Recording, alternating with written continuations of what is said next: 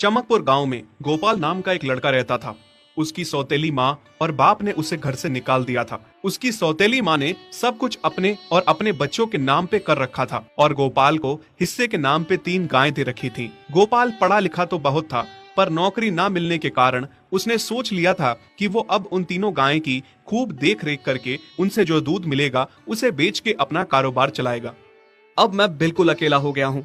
गौ माता, तुम तीनों के अलावा मेरा अब कोई भी नहीं है। बस मेरा घर चलाने के लिए तुम तीनों को मेरी मदद करनी होगी। तीनों गायें बहुत ही हट्टी कट्टी और जवान थीं और रिश्ते में भी एक दूसरे की बहनें लगती थीं। चंपा, चमेली और मैना। मैना सबसे बड़ी और समझदार गाय थी।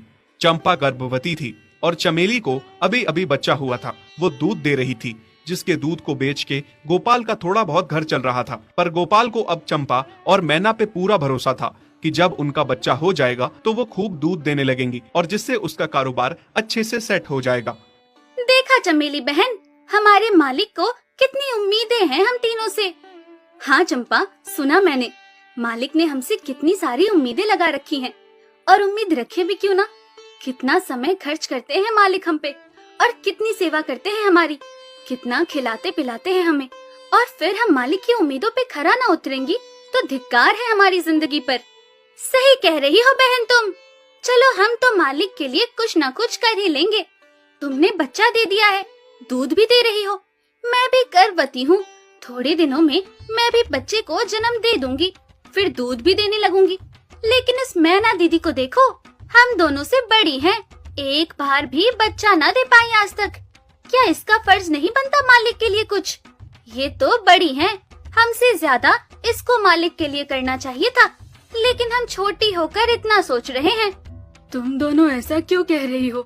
क्या गलत कह रहे हैं हम? सही तो कह रहे हैं। कितने सालों से बांझ पड़ी हो तुम।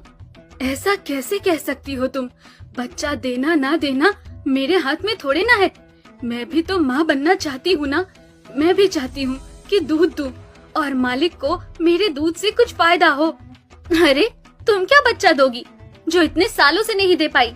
तुम ये ख्वाब लेना बंद करो कि तुम बच्चा दोगी और तुम्हारे दूध से मालिक को कोई फायदा होगा। दोनों छोटी बहनें बड़ी बहन मैना की बेबसी का मजाक उड़ाती हैं और उस पे हंसती हैं। इस बात से मैना बहुत दुखी होती है और रोती है कि उसी की बहनें उसको दिलासा देने की बजाय उसे ताने मार रही हैं, उसका मजाक उड़ा रही हैं। फिर एक दिन गोपाल का पड़ोसी उससे कहता है, अरे गोपाल, तुम्हारी 2 गायें तो ठीक है, एक गाय का क्या है? उससे तुम्हें कोई फायदा नहीं है, बेच क्यों नहीं देते उसे? अरे नहीं नहीं भाई साहब, बेचना क्यों उसे? अभी बच्चा नहीं